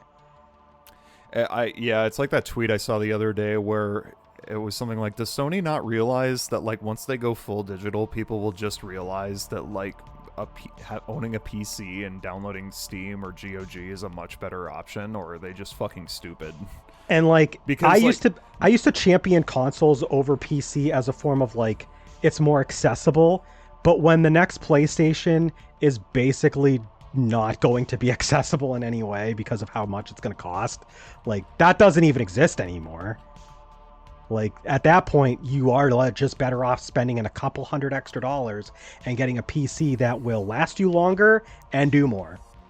And not only that, but like especially with Steam, games go on sale way more often, and they get like crazy good deals. Like the kind of like even like recently released full price games usually go on sale for at least like 20 or 30% off, and like games that are like maybe a year or two old often get put on sale for like 75 to even like 90% off, and it's like I remember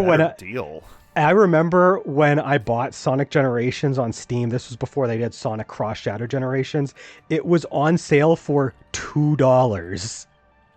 Like you're not getting a game like that for $2 on the PS Store. I'm sorry to tell you, that just doesn't fucking happen. Every now and again you might get like a decent like 50% off sale for like a game that's $70, so you still have to spend like $30 fucking on PSN, but like that's just like you're not getting that sort of a deal most of the time on PlayStation. Like it's just like I can't see any of this being good. Like every angle I look at this from is bad. It's going to kill off a lot of stores that are only selling like current like gen stuff or close to current gen stuff over time. There's not going to be a used game market at all.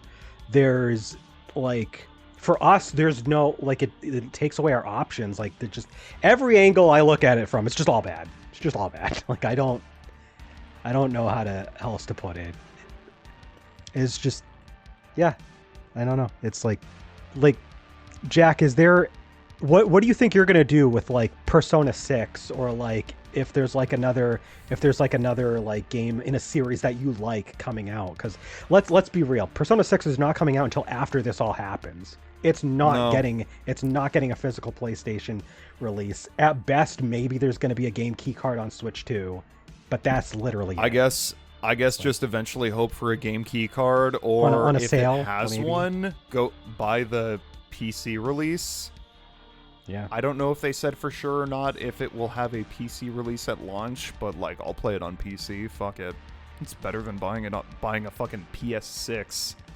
I mean, at the very least, like Steam, it's not nearly hacked as often, especially not on the scale that PlayStation is always hacked. Like, you're probably more secure, as long as you're not an idiot, on Steam than you are with PlayStation. Like, you buy a game, you use your account on Steam, and you might be safe, as far as like the security part goes. Like, you can't guarantee that with PlayStation.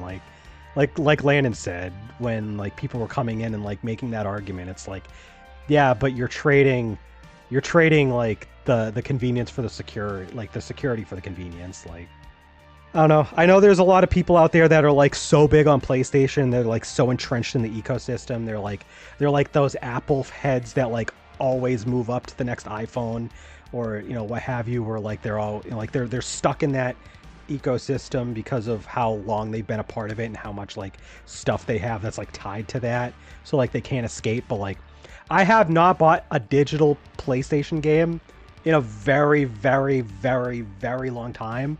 I've literally only had PS Plus 1 month out of the last like 8 years. Like, I can just step away. Like, I think all of us can definitely agree that we all have backlogs massive enough to last us, and like we still like PlayStation's not even our main console, so like this isn't something that we can't walk away from. Yeah, I will say I'm less upset for me because like I have tons of options. You're already kind of like yeah. I've been out the door for.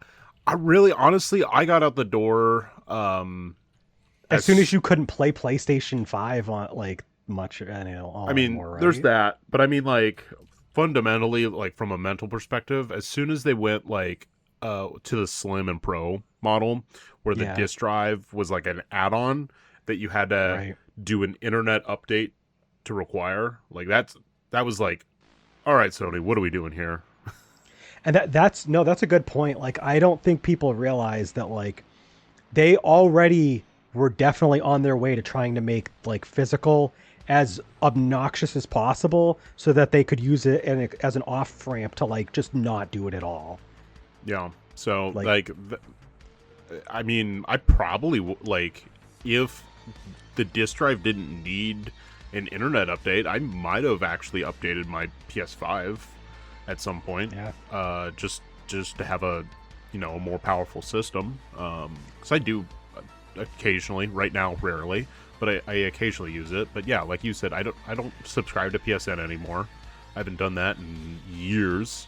I did a quick 3-month stint, like 5 years ago. And that was just around the time I got a PlayStation 5, and then I haven't since. I don't really play stuff online.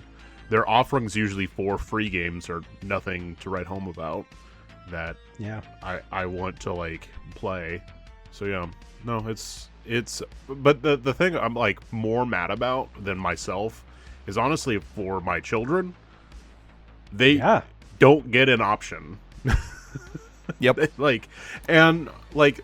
children are very, very young, so like their whole world is going to be something completely different. I won't be able to tell you what world they're going to get to grow up in anytime soon, because a shittier one. It will be. But like the argument that like young people are like headstrong into just digital media is also false. Like I'm sure Jack can attest to this, but like the amount of people in like the movie and like music industry that skew towards the young, that are like looking for like vinyl records and stuff on that, is like there's a decent population even of like CD. There's, I mean, even young CDs too. Like kids still buy CDs, and they still like do.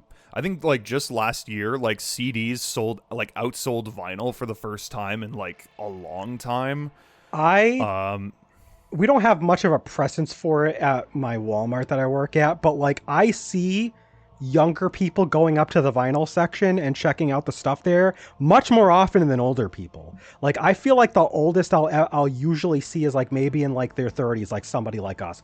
But I'll honestly see like a lot of like, just like barely out of high school, like college age looking kids, like in like their like late teens, early 20s, sometimes just teenagers, literally just going to that section. Like I don't see older people doing that. So like you said, it's kind of bullshit that like there's this narrative that like young people are just headstrong digital. Like they're not all like that. In fact, a lot of them would have realized how shitty that situation is because they've grown up in a situation where like the whole economy is shit and everything's out to get them, and they don't want to have to deal with that all the time. They want to have some sort of power for themselves, so they get these things. Yep. Katie in the comments mentions like her daughter, who's much older than my children, living through like streaming services removing stuff, and it's like, well, if we just had the it on disc, you'd be able to watch it whenever. Yeah, and that's like one reason that I used to love, like I am probably the biggest PlayStation fan overall out of the three of us, just because I've been with PlayStation since the first system. Now, as far as like the PS3 or the PS4 specifically, you guys might have me beat there because I didn't play as much stuff on that. But like I have always loved PlayStation for the fact that it was a multimedia device. I have used CDs on PlayStation 1. I have played DVDs on PlayStation 2. I have watched DVDs and Blu-rays on PlayStation 3, 4, and 5. Like, I love that it's a multimedia device and I can watch TV shows and play games and listen to music and do whatever, watch movies, anime that I have physical copies of. And like, Sony's not just getting rid of the game section of that. They're getting rid of all of it. You can't have movies. You can't have anime. You can't have TV shows. You can't have games. You can't have anything physical anymore on their system. Nothing. It's all gone. Well, you see, Cloud, it's okay because now they have like the VR functionality. They have like the extra peripheral where you like put it on your dick and it sucks your dick for you while you're looking at VR porn, and that makes up for it. No, that doesn't make up for it at all, man. And don't worry, they're converting, all of the Blu-ray factories into micro lens optic shit, lens like stuff to make more myself. AI data centers, so you can have the AI data center suck your dick off. Like, all right, well, let's Anyway, what you guys been playing recently? I just want to summarize just like this whole situation and like, so Jack, Landon, you guys basically like already said like what your plans are for the future with this like hellscape apocalypse that we're dealing with. Fuck Sony. Most of it. I just got a PS5 fairly recently, used, mind you, and it's the last PlayStation I'm ever gonna fucking buy. You got Sony. You got plenty of good stuff to get on that system. That'll last you for like the next 10 years. You don't need to worry about PS6, honestly. You just stepped into the PS5, you're good. And as for me, like I've mentioned, I'm definitely the most wishy-washy on this because there are certain series where I am a shill and I will want to play that new game, but I'm not going to PlayStation for it. Like I will say this, the base PS5 model and anything not including the handheld, there is a literally 0% chance I get it. I am somewhat maybe a little interested in the handheld because of the fact that it's a handheld, but they have to do so much to win me over that it might as well be there's no chance of me getting it. Like I'm talking, you'd have to somehow make a disc to digital entitlement program so that I can play my old games on that PS6 handheld. No chance that's happening at all, so that's not happening. They'd have to make the system not cost an arm and a leg. No chance that's happening. They'd have to make it so that like there is some sort of like competitive pricing digitally.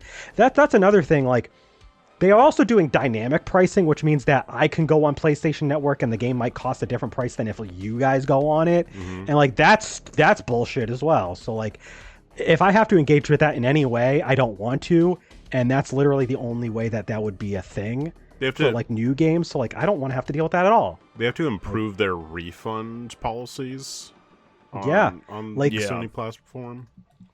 Because as soon as you download and play the game, you can't have it. And Nintendo, they have a bad policy with that too, but there's still safety nets. There's still some games that are truly physical. Even the game key cards, like there's some sort of entitlement there. You don't have to worry about that sort of thing, because there's other options. But with Sony, that's your only option. And if you download something by mistake or you realize that something wasn't worth the money, doesn't matter. You can't get a refund. They won't take the game back. Oh well. Like that's another thing. Like if I'm gonna get new games, like I have other options. I have a really good, at least for my standards, I have a really good gaming laptop. I don't need PlayStation 6. Like I don't. I have my options. It's not like I don't take. Obviously, I don't have a PlayStation Portal. I don't take PlayStation with me anywhere. I play PlayStation at home. Guess what? I have at home. I have my laptop. I have Steam, good old games, and so many other avenues available to me. Like, I'm fine. Like, and honestly, the less money I have to spend on new games on PlayStation, that just means if I really want to, I can just go buy old games. Like, I can. Like, no matter how much people try to say, oh, the games can like deteriorate over time. Well, yeah, if you don't take care of them. Like, yeah, one day they will break on you if you're not taking good enough care of them. But like, there are PlayStation 1 discs from the trenches of the late 90s still working. I rest my case. Disc rot is a fucking myth. I don't care what people say. I'm going to say I don't think it's a myth, but it's the side effect of not taking good care of your games and storing them in awful conditions. it's not a myth. I know it's a real thing, but it's so impossibly hard for disc rot to even happen. Like, it is overplayed. I genuinely, I work in a record store. I see people bring in crappy used CDs that have been sitting in an attic for 3 decades to sell all the time. Never once have I seen a disc with a legitimate case of disc rot. I've seen mold. Mold is a different story. Mold is when they get wet and then they don't get properly dried, and then they just, like, that's a different story. And scratches happens all the time. Like, discs get scratched if you don't take care of them. It is what it is. Disc rot, never fucking seen it. I'm not convinced that it exists, even though I know for a fact that it does. In my time working at a GameStop, I probably saw it like maybe once or twice. And you spent 10 years or so there. Just about like 9.5 years. That's a long time to only spend it once. To go over just a couple of things Katie said. One of the reasons I was 1 foot out the door on PlayStation anyway was because they're not going to give us any of our old beloved franchises that we cared about anyway. That's true. I'm not going to get a new Ape Escape. They're probably never going to revisit Jak and Daxter. They're probably never going to give us a new Sly Cooper. So like, we already don't have stuff to look forward to on PlayStation anyway. So they're pulling this bullshit. Astrobot has been the most like us, like at our demographic as there has been, and I still haven't played it. I wasn't in a rush to play it. I'll say this now, and I know this is going to be the case. I would rather go out day one and pay $80 for a physical copy of the new Pokemon game than ever spend a single cent on PlayStation ever again directly to Sony ever again. And I know that Pokemon Winds and Waves is going to be $80 physical. I know it's going to happen. I would rather do that than pay any money to Sony ever again. No, I'm good. I get most of my PlayStation 5 games that I have physical, which I mentioned. I only have physical PlayStation 5 games. I don't have any digital ones. I literally have bought 1 or 2 new. The rest are all like secondhand or gifted. So like, yeah. Any last things to say, Landon?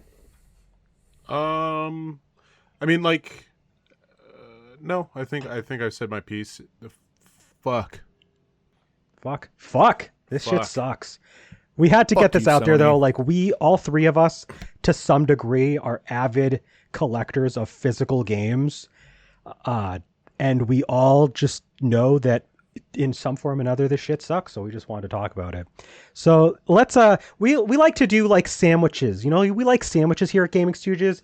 Let's make a sandwich. We had something good at the beginning with the Super Nintendo. We had something shitty with the Sony stuff. So let's go back and do something good. Let's talk about what we've been up to. I'm sure we've been up to some cool shit. Jack, what have you been up to? What you been playing? Anything cool and new? Last couple weeks, I'm trying to think. You did mention you played a little bit of Pokemon Ultra Moon. I did. I was playing that today, actually. I'm at the Aether Paradise after Lily gets taken away by Plume, or what's the lady's name from Team Skull? Plumeria. Plumeria, that's what it is. I don't know how I remember that. Yeah, but that's where I am in that game. I've been playing Astrobot a decent amount lately. Oh, yeah. I'm a little over halfway through that now. It has been an absolute joy and reminds me of what Sony is capable of when they actually give a shit. It's been a blast. Although I will say, like, my most recent time playing it after the news of Sony killing physical media has just been It's like, well, it's this bittersweet. This is the last best PlayStation game I'll ever play. Like, man, I don't know what I'm gonna do when they make a new Uncharted. I'm not gonna do it. I'm not gonna buy a fucking PS6 for a 5th Uncharted game. I'm just gonna be like, nope, that's not real. Until they put it on a disc, that's not real. It's not real. Let's see. You got back to. That's about it. Yeah. Oh, sorry? Oh, wait, no. Landon was the one that got back to Tomodachi Life recently. for a little bit. Yeah, I've been playing Tomodachi Life like on and off for like weeks, pretty much. Anything outside the world of gaming, Jack? I most been recently, quiet on the front. I went and saw the new Jackass movie. It was alright. It's my least favorite of the Jackass movies, though, because it's like 50% just a compilation of clips from previous films that I've seen a million times already, so it's like kind of disappointing. The new stuff is good, but yeah. And then went to a soccer game on 4th of July. The World Cup is happening right now, but I did not go to a World Cup game. Fuck that. I went to a local minor league soccer team. I can only imagine how busy those venues are. My city has a relatively new soccer team and a new venue, so we decided to go on the 4th of July to check it out, and it's pretty cool. Had some fun. They had good fireworks, too. That's about it, though. It's been a pretty slow couple weeks for me since the last podcast. All right. I have a few different things to talk about, and honestly, I'm going to be making a sandwich inside of a sandwich because I have some cool stuff, some somewhat sad news, and then some cool stuff. So first off, I have been playing quite a lot of games. At the top of the order, finally, I have been playing Xenosaga Episode 3. Also, Sprach Zarathustra, I guess is the subtitle. They like to do German subtitles, and they are really hard to pronounce. I have been really, really enjoying it. I had only been like 8 hours in when I picked this game back up, and I had been told by many a fan of the Xenosaga series that it's a sandwich. You got a really good game, a game that's kind of and then you have a really good game, and they are not wrong. I've been having a blast with it. It took a little bit to get back going again, but like I'm locked in. The plot's getting really crazy, and I really like just how fast the battles are. The battle system's really cool. Xenosaga actually is like one of the earliest implementations that I've experienced of like a break system, like a stagger system, and there's like a whole devoted like meter that you can like manipulate and stuff like that. So really cool. If you like sci-fi and if you like good turn-based RPGs, well, emulate this game because this game is $200 secondhand. I don't suggest spending that much money.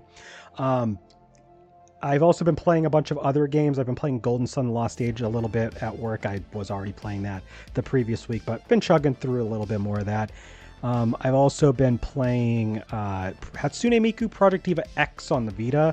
That's been pretty fun. It's a lot different than the typical Hatsune Miku games in the sense that like usually you have like just a song list and you start playing through it and you unlock new songs, like the old Guitar Hero games and the old rhythm games that they don't have much of a campaign. This has a campaign for some reason, and you go to like and you like unlock different sets of songs at one time, and you're supposed to like be restoring these like crystals to like their full shine by like completing the songs and like doing different missions to like for that. It's interesting. It does have less songs because it's more emphasizing the story overall, but it's still a pretty fun game overall, though, at least. Some sad news, though, is unfortunately one of my cats apparently is getting a little sick because not Sneezy, but the other one, he's been like doing dry heaving. And we weren't sure if it was because he had like a hairball stuck in his throat or maybe, but we had to go to a vet. And I actually called out of work yesterday. We went to have him get x-rays. The x-rays were very expensive, by the way. And they found like he either was starting to develop asthma or he may have had something in his throat. And today he was able to puke up a hairball, but then he did start dry heaving a little bit after that. Not a lot, but like a little bit. So it's like he might still be sick. He might still have something stuck in there, but like honestly, it's more likely he might be starting to develop that. So we're like trying to clean up the house to make sure that we can like make sure everything is as like clear air and stuff like that as possible to try to keep him healthy. And when we get the results back and they find out what's really, going on with that, we're going to try and take some steps to, keep him as healthy as we can. He's outside of the dry heaving, though. He's literally like no different. He like was spending a few days kind of like going around, kind of shyly moving around instead of his usual energetic self. But he got back to normal. He like still, does his thing where he's venturing around the house. He still does his stupid, loud meowing at random points. He's normal besides that, so that's a good sign. But now we got to look after him a little bit more, take care of him. But some other good stuff is some good news is I've been on the hunt on eBay. Speaking of not giving Sony my money anymore, buying a bunch of used games, and I'm going back to collecting like a lot of my old favorites. So I recently got an auction one for both of the Dark Cloud games on PS2 that really excites me because like that's a big get. I have them on PS4 digitally, and I'm happy with like being able to do trophy support for those. But like I still have a save file on my 20-plus-year-old memory card for Dark Cloud 2, and I'm going to be able to check that shit out soon. I'm really excited. And I've also got like stuff like Metroid Prime 3 I got coming in the mail because I got to start playing through the Metroid Prime series. We're doing a podcast on that later in the season. So I'm starting to try to collect those. 2 and 4 cost more money than 1 and 3 do, so that'll be a little bit tricky to maneuver around, but I'm going to do my best to get that, and I've got like other games that are coming in. I actually went through over the past couple weeks and like did a Google spreadsheet, and like I actually am tracking my physical games again in a manner similar to Landon, not as detailed. Like Landon's got like releases and like conditions the game are in, like is it complete in box, is it loose? Like Landon's going like balls to the wall with like all the extra info. For me, it's just like what system is it on, what's the game title, alphabetize it, done. But like it's really nice just having like all of that in a list, so I can be like, yeah, I know I have that game now because I have it listed. And I don't have to log into an account on a random website to go looking for it. Like I can just pull it up and be like, oh yeah, I got that one. So maybe I'll stop getting duplicates of games like Final Fantasy Tactics on PSP and Yu-Gi-Oh! The Sacred Cards on GBA. Like maybe I'll stop that. Final Fantasy Tactics War of the Lions. Like, go ahead. Again on PSP. That. Yeah, just order one of those. Just order again. Right now. Yeah.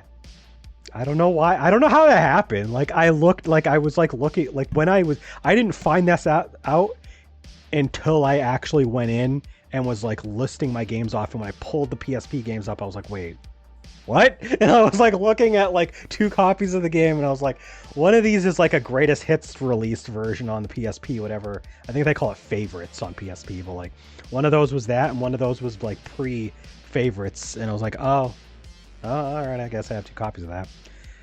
What I need to do is I need to get a PS1 copy so I can have the PS1, the PSP, and the Switch copy. That's what I gotta do. Yeah. Yeah, you do. Yeah. Yeah. No, Katie, I don't think we need. I don't think we do need to get Bubsy 3D. Maybe 4D. 4D. I've heard 4D. That's a different. I've heard 4D. That's a is really different good. story. And 4D Atari, maybe, but 3D. Atari did put 4D on a physical cartridge on Switch too, so that's worth it. Yeah. I think that's everything for me. I don't think I've missed anything major. I mean, I've been pretty much up to the same stuff otherwise. Yeah, I think. I'm not missing anything. Oh, you know what? No. Actually, I played through Star Fox 2 a bunch. I had just started it when we were doing our podcast, and I had only played a couple hours. I played multiple different routes. I unlocked every stage for the challenge medal mode that they have there. I haven't gone into that mode yet, but that game is fantastic. Like, I've never played Star Fox 64. This is my first exposure to that actual game with the remake. The game is gorgeous. It plays super well. It's super fun. Like, I'll talk more about it probably when we do our year in review, but I had a blast with it. Like, I'm so glad I actually just went in and got it, because I wasn't even sure I was going to buy it. And I was like, Walmart's got it physical for $50. Fuck it. Good get there. So I don't know if you guys have played Star Fox on Switch 2 yet, but I recommend it. I'll get to it. Heard good things from you and others. Landon, what have you been up to? I beat Indiana Jones and the Great Circle. You were playing that. You were having a great time. That, really good, honestly. Like, I still think it's definitely worth it. It's funny because because of Sony did their thing. Microsoft also did their thing, which was fire a bunch of people and that's brought up, and then there's been talks about how specifically Bethesda has to go through some like reconstruction of where they're spending time making games, focusing efforts back into their main series, and it's funny, just finishing Indiana Jones, which is a like brainchild of Todd Howard that I feel like is really good, and everyone online is like basically bitching about how he spent too much time like working on games that just are for him and not for like wider audience. A lot of people were talking about Starfield, but it's like seeing that and I'm like, Indiana Jones was actually pretty good.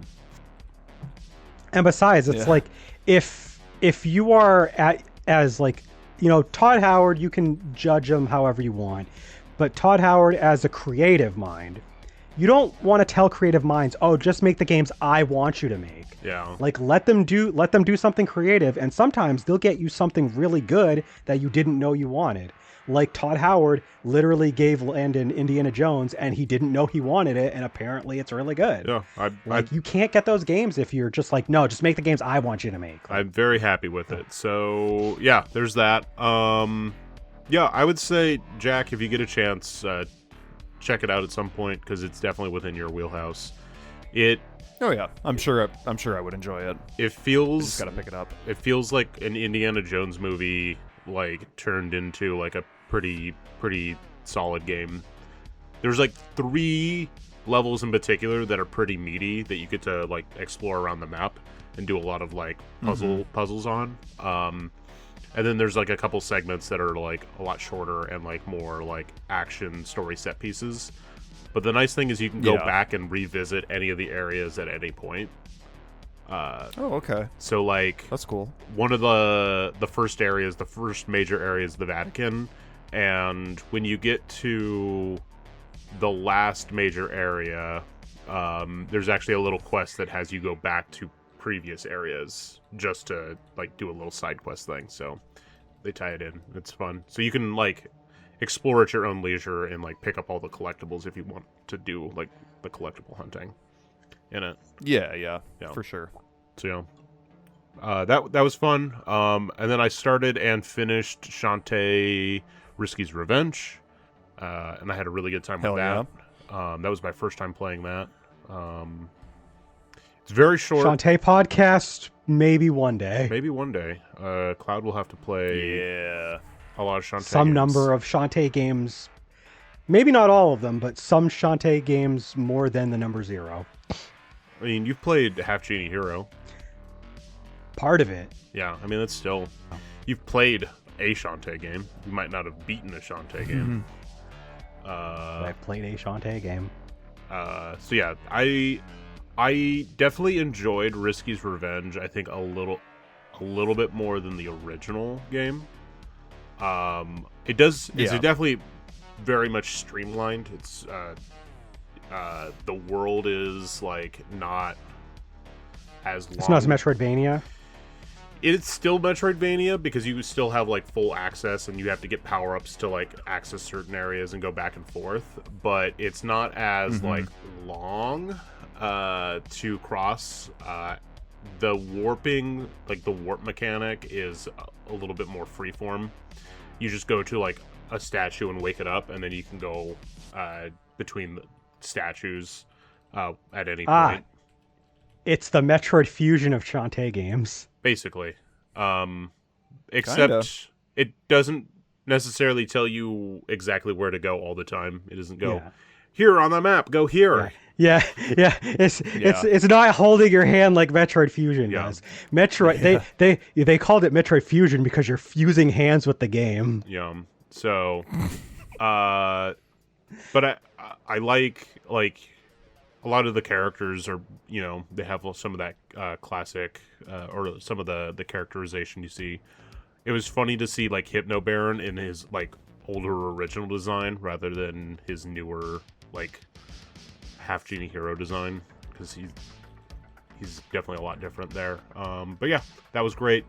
I started what is it? Rhythm Heaven? Rhythm Heaven Groove. I played just a little bit of that. You beat Katamari. I went back and beat Katamari, Once Upon a Katamari. And then I started the Digimon Story Time Stranger demo.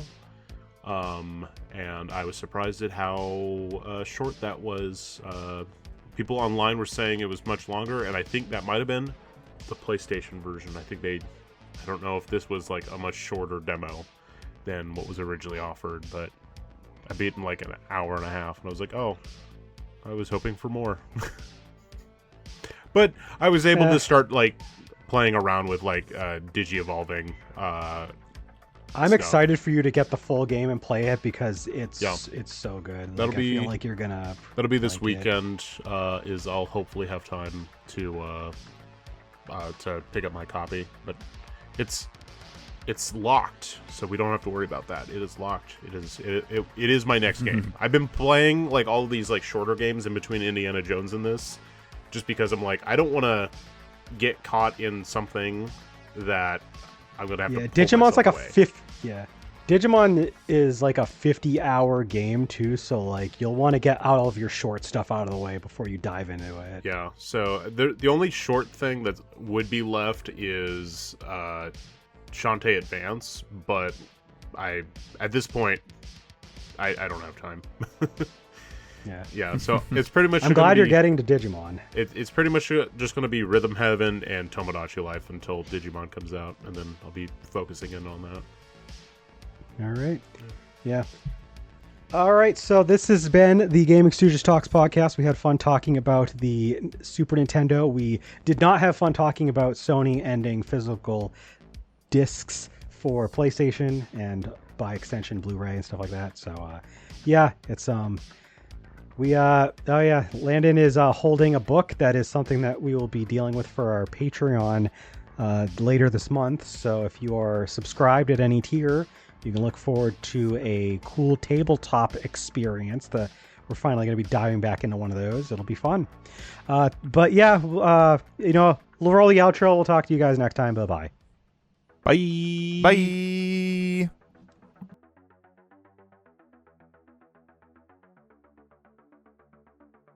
Thank you for listening to the Gaming Stooges Talks podcast. If you enjoyed us, consider subscribing to our podcast RSS feed, or follow us on youtube.com/GamingStooges and twitch.tv/GamingStooges for more gaming content. If you'd like to chat with us, join our Discord. The link can be found in the episode description. We also want to thank all of our Patreon supporters. Your continued support means a lot to us. Not already one? Please take a look at what we have to offer anyone who becomes a patron at patreon.com/GamingStooges. See you next time!